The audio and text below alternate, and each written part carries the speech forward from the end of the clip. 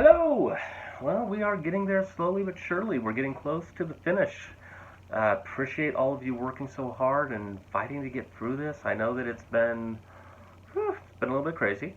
Today we're going to talk about a couple different things. One, we're going to talk about features, advantages, and benefits, and how to incorporate these concepts into your paper.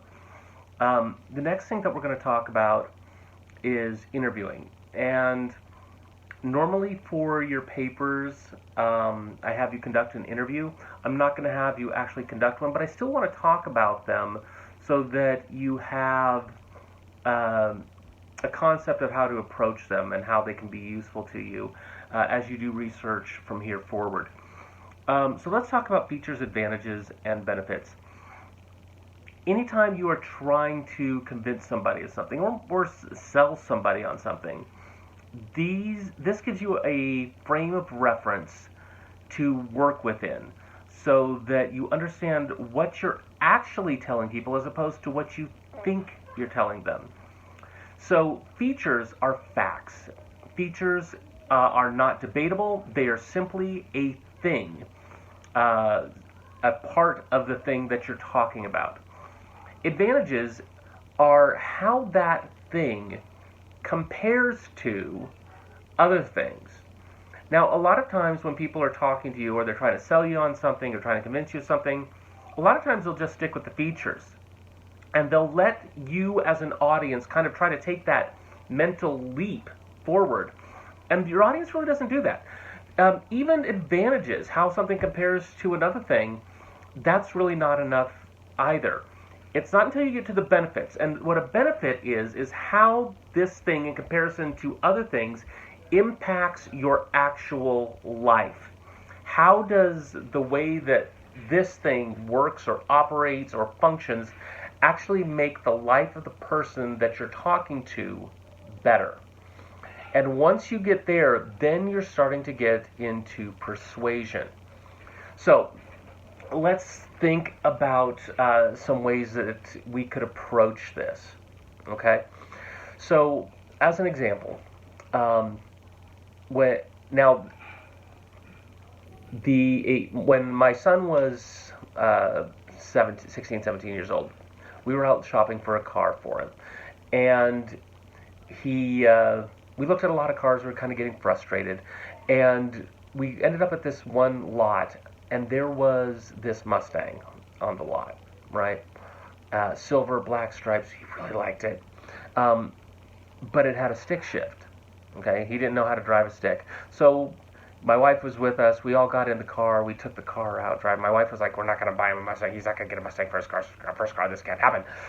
And started driving it, and she was driving it because he didn't know how to drive a stick. And driving down the road, got it on the freeway, and my son kind of looked over at her as she was driving this Mustang down the road, growling, and he's like, "You like it, don't you?" And she's like, "Yes." And so we ended up purchasing the car. Now, as we went through the process of deciding whether or not to purchase this car, we went through this mental process of features, advantages, and benefits. So, for example, a feature of the car was that it was a stick shift. This is a fact, right?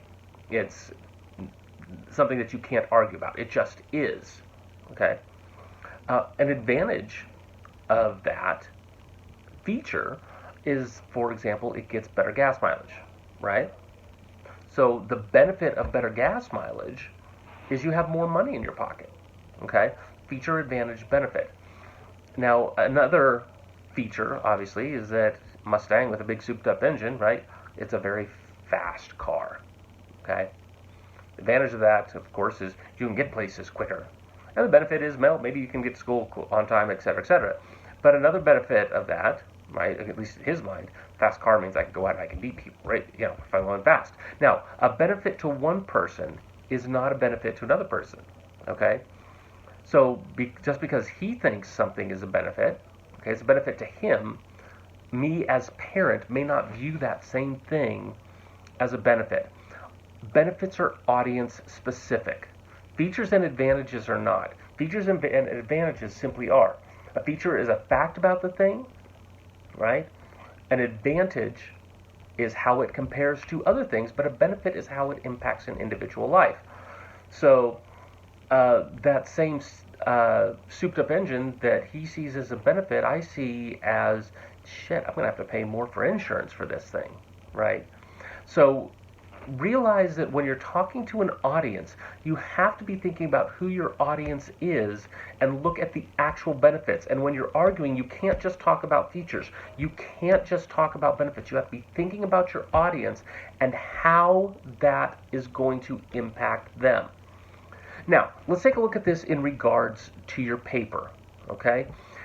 Right now, most of you should be to the point to where you're thinking about making an argument at the end of your paper as for a proposed solution to your problem. So you need to be thinking about who you're writing to and how the advantage of your solution impacts them and what benefit it's going to have to them. So think of it this way.